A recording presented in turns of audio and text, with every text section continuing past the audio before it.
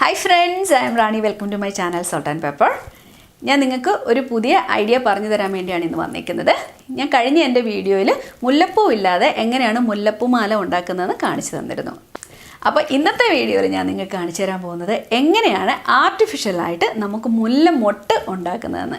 നമ്മുടെ മുല്ലപ്പൂ ഭയങ്കര രസമാണ് കാണാൻ. എന്നിരുന്നാലും നമ്മുടെ മുല്ലപ്പൂ മൊട്ട് കാണാൻ എന്ത് രസമാണ്. നമ്മൾ അബ്ഡുമൊക്കെ ചെയ്തിട്ട് അതിന് ചുറ്റുമ്പോഴും ആ മുല്ലമൊട്ട് വിരിഞ്ഞ് വരുന്ന മുല്ലമൊട്ട് അല്ലെങ്കിൽ മുല്ലമൊട്ട് കൊണ്ട് ഒരു മുല്ലപ്പൂ മാലയൊക്കെ ഉണ്ടാക്കി ഇടുമ്പോൾ എന്ത് രസമായിരിക്കും. ഇപ്പോൾ നമ്മുടെ ഓണമൊക്കെ ഏകദേശം വരാറായിക്കൊണ്ടേയിരിക്കുന്നു. ഇപ്പം ഞങ്ങളെപ്പോലെ വിദേശത്ത് വർക്ക് ചെയ്യുന്നവർക്ക് ചിലപ്പം ഫ്രഷ് മുല്ലപ്പൂ മാല കിട്ടുവാൻ വളരെ ബുദ്ധിമുട്ടാണ്. അല്ലെങ്കിൽ പിള്ളേർക്ക് ഡാൻസിന് വേണ്ടിയോ അല്ലെങ്കിൽ എന്തെങ്കിലും അതർ ഫംഗ്ഷൻസിനൊക്കെ വേണ്ടിയായിട്ടാണെങ്കിലും ഈ മുല്ലപ്പൂ മൊട്ടുമാല നമുക്ക് ഉപയോഗിക്കാം. അപ്പോൾ നമുക്ക് വീട്ടിൽ സമയം കിട്ടുന്നതനുസരിച്ച് നമുക്ക് ഈ മൊട്ടുണ്ടാക്കി എടുത്തിട്ട് സ്വന്തമായിട്ടൊരു മാല ഉണ്ടാക്കിയാലോ. ഇതാകുമ്പോഴേക്കും നമുക്ക് വലിയ വെയിറ്റും ഇല്ല.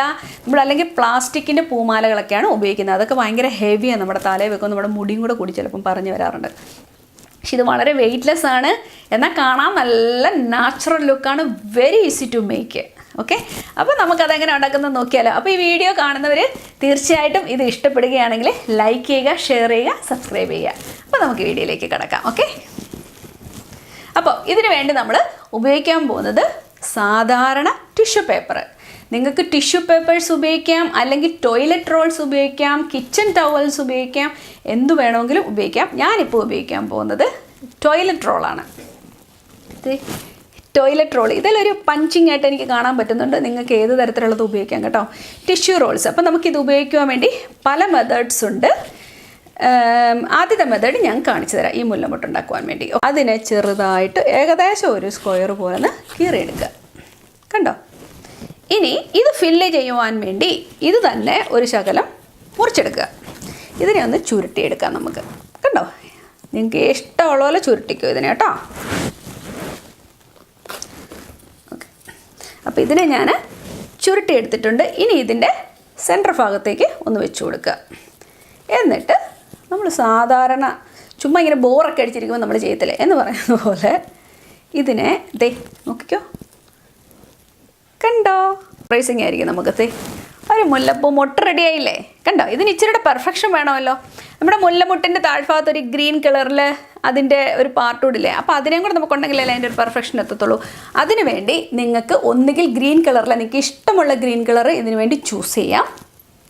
ഒരു തത്ത പച്ച കളറാണ് നമ്മുടെ മുല്ലപ്പൂവിൻ്റെ നോർമലായിട്ടുള്ള കളർ വരുന്നത്. പക്ഷേ എൻ്റെ അത്രയും പച്ച കളർ എൻ്റെ ഇല്ല. പക്ഷേ ഉള്ള കളർ വെച്ച് നമുക്കിപ്പോൾ അഡ്ജസ്റ്റ് ചെയ്യാം. പക്ഷേ നിങ്ങൾക്ക് ഇഷ്ടമുള്ള, നിങ്ങൾക്ക് ഭംഗിയുള്ള രീതിയിൽ ഉള്ള ഗ്രീൻ നിങ്ങൾക്ക് ചൂസ് ചെയ്യാം. അപ്പം ഇത് ഇത്രയും വെച്ചതിന് ശേഷം നമുക്ക് ഈ പച്ച കളറ്, ഇത് ഞാനിപ്പോൾ ഉപയോഗിക്കുന്ന ഇതൊരു വാട്ടർ കളറാണ്. നിങ്ങൾക്ക് എന്തും ഉപയോഗിക്കാം കേട്ടോ. ഞാൻ ഈ വാട്ടർ കളറ് ഇതിലേക്ക് ഒഴിക്കുന്നു. ഞാൻ ചെയ്തു കഴിഞ്ഞു. ഇനി ഇത് കയ്യിലെ ടിപ്പിലോട്ട് ഇതുപോലെ എടുക്കുക. കേട്ടോ? ഇത് ഇങ്ങനെ എടുത്തിട്ടൊന്ന് പിരിച്ചു കൊടുത്തേ.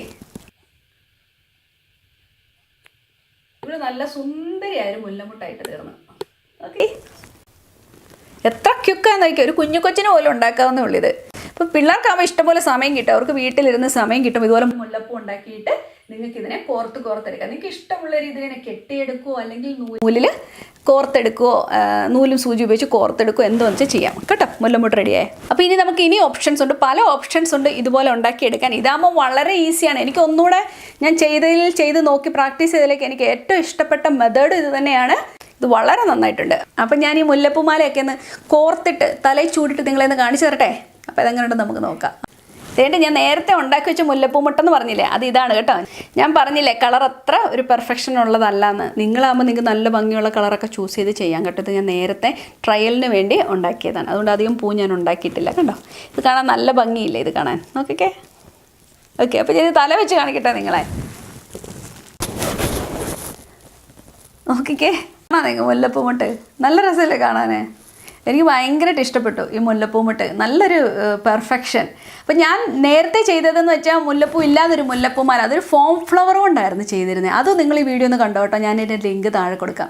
നിങ്ങൾക്ക് ഇഷ്ടമായി നിങ്ങൾക്ക് അതും ട്രൈ ചെയ്യാമല്ലോ. അത് നല്ല നാച്ചുറൽ ലുക്ക് തോന്നും. ഇത് കണ്ടോ? ഇതെന്ന് വെച്ചാൽ വെറും സിമ്പിൾ ടിഷ്യൂ പേപ്പറാണെന്ന് വിചാരിച്ചോണം. എത്ര ഭംഗിയാന്ന് നോക്കിക്കേ. എല്ലാവരും ട്രൈ ചെയ്ത് നോക്കണം കേട്ടോ. അപ്പോൾ ഇഷ്ടപ്പെടുകയാണെങ്കിൽ ഈ വീഡിയോ ലൈക്ക് ചെയ്യുക, ഷെയർ ചെയ്യുക, സബ്സ്ക്രൈബ് ചെയ്യുക. അപ്പോൾ നമുക്ക് വീണ്ടും അടുത്ത എപ്പിസോഡിൽ കാണുമ്പോഴേക്കും thank you and bye by.